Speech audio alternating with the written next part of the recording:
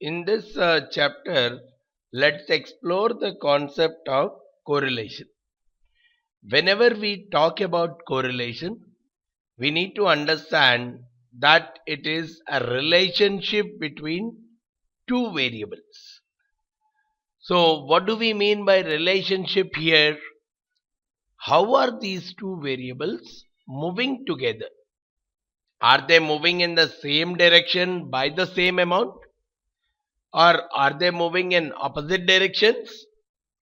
Or they are nowhere related? For example, in this data sheet, I have taken a simple data set, quarterly data, right from Jan 2005 till Jan 2013. The share price of a company, the quarterly average share price of a company, the profits the company has generated during the previous quarter, and the sales the company has generated during the previous quarter. Now, my intention is to check out, is there any relationship between the share price and the profits? Which means if the profits of a company are going up, is the share price going up? Or if the profits are down, is the share price going down? Or they both are completely unrelated? That is what is the purpose served by correlation. Now, how do I execute that correlation? There are 2-3 ways to check out that correlation. One being a scatter plot. What is the scatter plot here? First, through a graphical way, I can understand whether there is any kind of relationship between the two variables. So, the first one I am looking at is the graphical way, which I call as scatter plot. So, I am doing a scatter plot, or probably let me take up a new sheet to do it. That would make things more better. I call this as a scatter plot chart. Okay, so let me do a scatter plot here. So I'll say insert a scatter. Now, how do I interpret this scatter, or how do I define this scatter plot? This is a chart which will have one variable on the x-axis and another variable on the y-axis. The intersection between the x-axis and the y-axis, which is represented by a point on the xy plane. Now let me look at how I interpret it. So here I do a right click, say select data, and as a part of that selection, either I can directly come here and do a selection of share price as well as profits, because I would like to plot the relationship between share price as well as profits. I say okay, I get a scatter plot plotted. The better thing I require here is I don't want them to be joined like this, because that looks slightly odd. So what I simply want to do is I go to change chart type. This, instead of having this kind of a joined scatter plot, I'll go for a simple scatter which does not join the points. Now this is how the lines are plotted. What we are able to observe here, as the values of x are increasing, the value of y is also increasing. And to make it more better, I will remove the last element. Okay, as the values of x are increasing, the value of y is also increasing to a large extent, which is observed through this almost 45-degree kind of a line. What we are able to observe is it is showing some kind of a positive slope. Of course, here there is some kind of a difference, but across this period we are observing that there is a kind of a a positive growth. As x is growing, y is also looking like growing. That is what shows that these two variables are positively related, which means as x is growing, y is also growing. Rather than that, if I see the graph completely in the opposite direction, which means as x is growing, if y is falling or vice versa, then I can say that there is a negative relationship between the two variables x and y. In this example, I can be assured that there is some kind of a positive relationship between x and y. Another way to check it out is to this chart itself, go into the layout, select the trend line and say linear trend line. What is this linear trend line saying? It will give on an average how is the relation between x and y. Is it going upwards? Is it flat? Or is it going downwards as I move towards the right? If I look at it, you see that the line is going upwards from x to y. If the line is going upwards, we can very well say that they are positively related, but how strong it is we cannot know right now. But at least what we can say is x and y are positively related. If the same trend line is more or less flat, then we'll say there is not too much of a linear relation between x and y. Whereas if the line looks like going down, like it starts from here, comes here, something like this, then it's like as x is increasing, the line is going on decreasing. In that case, we will say that they are negatively related. But at least with the graph, I can say that x and y are positively related. But what is the value? And how significant is that value? That is what we also need to know apart from just the graphical representation. And that is what will come to us through the usage of formulas. In Excel, we have a formula called for correlation between two variables, which is called as the formulas I am writing here, CORREL, correlation. So that is my formula. So what I will do is equal to correlation. All I have to do as input is array1 comma array2. So in correlation it hardly matters which variable I give first, which variable I give next. So I can very well choose I am giving share price first and profits next. These are my variables. And what it is saying is the correlation between x and y, which is share price and profits, is 0.618. And how do I interpret this? Correlation as such lies between -1 to 1 only. Correlation lies between -1 to 1. So in case we have got a correlation very close to 1, we say it's a very strong positive correlation. Very close to -1, we say it's a very strong negative correlation. But correlation value around 0, we say that there is no relationship between x and y. Here we see that 0.618, probably closer to 1, but not that close to 1. So we may say that the relationship exists, but may not be a very strong relationship. So generally, to establish whether this relationship is strong or not, or exists or does not exist, there is a statistical test. The statistical test actually uses the concept of t-value. So we do some kind of a calculation on the found correlation to establish whether this correlation between the two variables is statistically significant or not. Okay, when I say what is meant by statistically significant, here I got 0.61. Do I say that the relationship exists between two variables?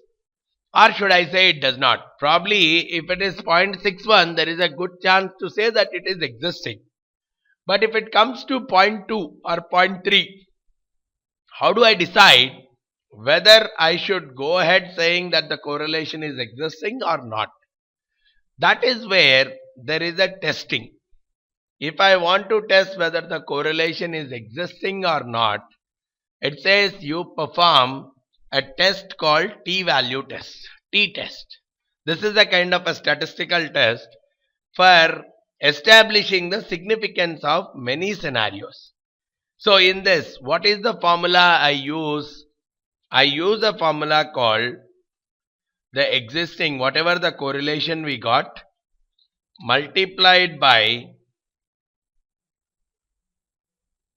r into square root of n minus 2 divided by square root of 1 minus r squared. This is the typical statistical test which we are performing. What does this test tell you? Yeah, I'll tell it to you.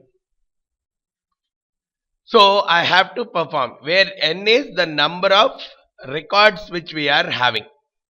The now sample size. How many records we have taken to arrive at 0.61. So just doing our calculation in this case, the t value is nothing but r is this value into square root of n minus 2. I need to know what is the total records, right? So I will go with, I'll try to find out how many are the total records. Total sample size. I'll take the total sample size probably using the count formula. Count as a formula will give me the total sample size. I'll say equal to count, let's say, of the B column. So my total sample size is 32. Alright, so now I can find out the t value. R multiplied by square root of n minus 2 divided by square root of 1 minus r squared. R is this one, which gives me that the t value is 4.3. Is this t value significant or not? Now, how do I say whether this t value is based on this t value, whether my correlation is significant or not? Compare it with a critical value. So the t critical, which means the tabular t value at the degrees of freedom is 30 in this case, because n minus 2 degrees of freedom, 30 degrees of freedom, and probably 5% level of significance. 5% level of significance. So I will say T inverse. I'll use a function called T inverse. So I'll say TINV. Probability for me is 5%. And degrees of freedom is n minus 2. Which will tell me that the critical value is only 2.04. So as long as the t value which we have computed, or let me call it as t value, which is our statistic, which is our computed value. If the t computed value 4.3 is greater than, or the absolute value of the t computed, which is 4.3, don't forget, don't look at the signs. the absolute value of T inverse, which is 2.04, I say that this value is significant, because this test is performed with the assumption that with the base assumption, or which is called as null hypothesis, saying R equal to 0. Correlation is equal to 0. So through this test, what is coming out is, because the computed t value is 4.3, which is higher than 2.04, we can very well reject this hypothesis of R equal to 0, and we can very well go with the alternate hypothesis saying R is not equal to 0. So when R is not equal to 0 means there is some amount of correlation. And because the absolute value is 0.61, we can very well say there is a positive amount of correlation. That is how we do the testing of correlation between the variables. So in this variable, at least between these two variables, I can very well say that the correlation is significant. Now just to have another example, I want to find out the correlation between share price and sales. Alright, let's do the same exercise. The correlation between them, I am using correlation formula. Array 1 is share price, comma, array 2 is sales. Array 1 is the sales, comma, array 2 is the share price. Is coming out as 0.58. Now I can do the t value computation. The t value computation comes out as R into square root of n minus 2 divided by square root of 1 minus R squared.